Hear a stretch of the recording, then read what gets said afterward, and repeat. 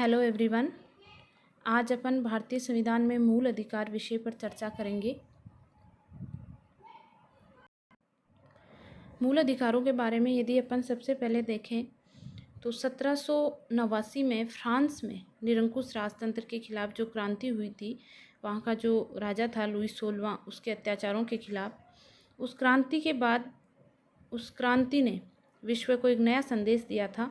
वो क्रांति का जो प्रमुख आधार था वो समानता के लिए थी, क्योंकि वहाँ पर जो 3 प्रमुख वर्ग थे उनके साथ भेदभाव किया जाता था, अन्याय किया जाता था। तो ये जो प्रमुख 3 बातें इसमें कही गई, स्वतंत्रता, समानता और भ्रातृत्व का संदेश इसने विश्व को दिया। उसके बाद यदि अपन देखें तो संयुक्त राज्य अमेरिका का जो संविधान है उसमें 1791 में संशोधन करके अधिकारों का एक पत्र स्वीकार किया गया था, जिसको अधिकार पत्र कहा गया। उसके बाद यदि अपन देखें तो दूसरे विश्व युद्ध के बाद 1945 में जो यूएनओ की स्थापना की गई थी, तो संयुक्त राष्ट्र संघ ने भी 10 दिसंबर 1948 को मानवीय अधिकारों की एक सार्वभौमिक घोषणा स्वीकार की गई थी और इसमें अंतर्राष्ट्रीय अधिकार पत्र स्वीकार किया गया था। और क्योंकि ये जो डेट थी वो 10 दिसंबर थी, इसीलिए 10 दिसंबर को हर वर्ष मानवाधिकार दिवस के रूप में मनाया जाता है। तो संयुक्त राष्ट्र संघ ने 10 दिसंबर 1948 को मानवीय अधिकारों की सार्वभौमिक घोषणा की थी। अब अपन बात करते हैं भारत के बारे में। 1947 में जब भारत आज़ाद हुआ, उससे पहले भी भारतीयों द्वारा लगातार ये मांग की जा रही थी कि जो संविधान बनाया जाएगा उस संविधान में मौलिक अधिकारों की नागरिकों के लिए व्यवस्था होनी चाहिए। तो इसीलिए भारतीय संविधान में मौलिक अधिकारों की व्यवस्था की गई है। सबसे पहले अपन देखते हैं मूल अधिकार होते क्या हैं। देखिए, किसी भी प्रजातांत्रिक राष्ट्र के लिए मौलिक अधिकार बहुत ही महत्वपूर्ण माने जाते हैं, क्योंकि प्रजातांत्रिक व्यवस्था व्यक्ति की स्वतंत्रता और समानता पर आधारित होती है।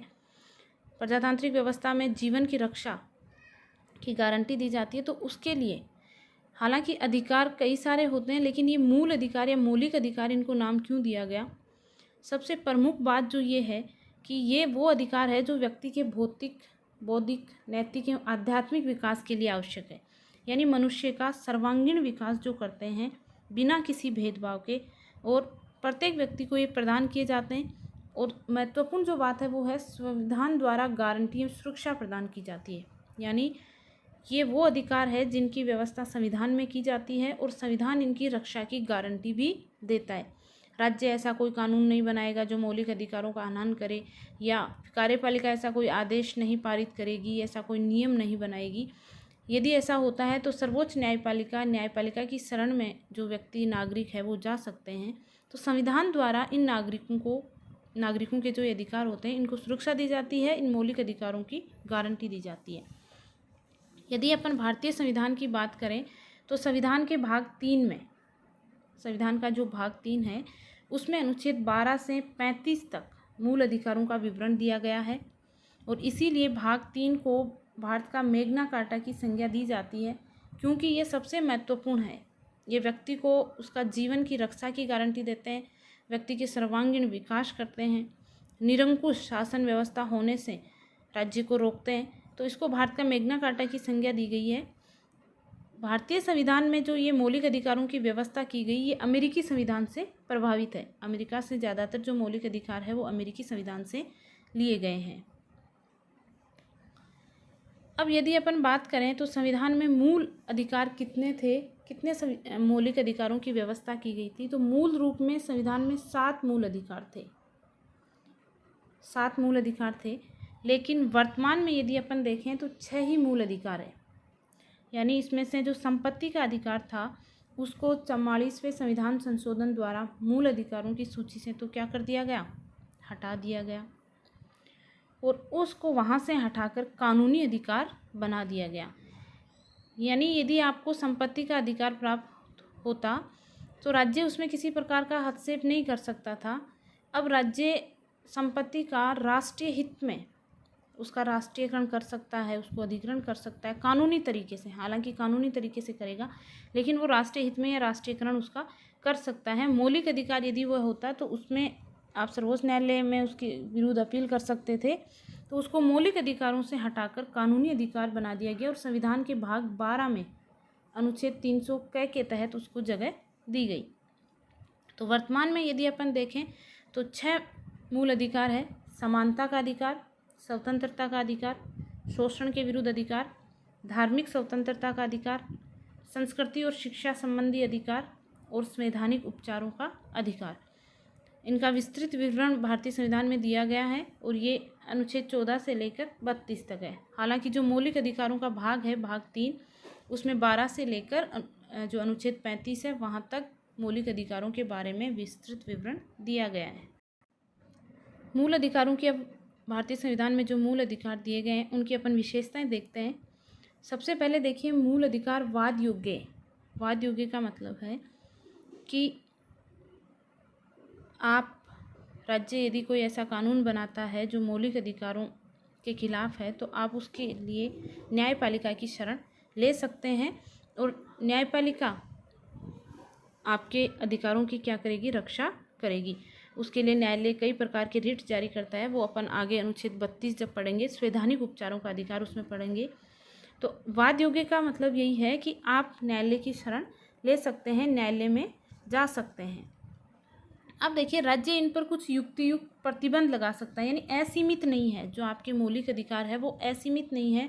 राज्य सार्वजनिक हित में, सबसे महत्वपूर्ण बात, हालांकि कई और भी प्रकार है जिसमें अपन पढ़ेंगे आगे, लेकिन मेन जो बात है सार्वजनिक हित में राज्य उन पर प्रतिबंध लगा सकता है।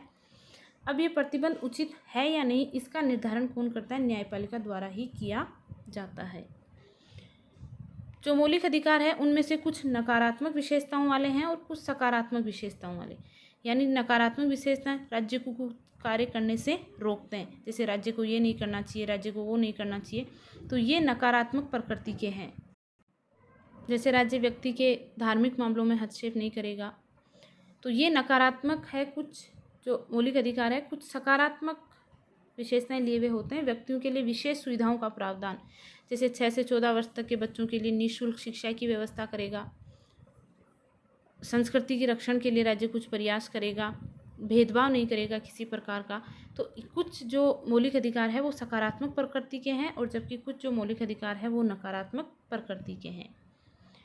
अगली जो विशेषता है मौलिक अधिकारों की वो है ये स्थायी नहीं है।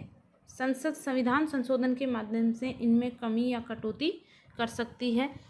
संसद को ये शक्ति दी गई है कि वो मौलिक अधिकारों को घटा सकती है या बढ़ा सकती है, ये स्थायी नहीं है।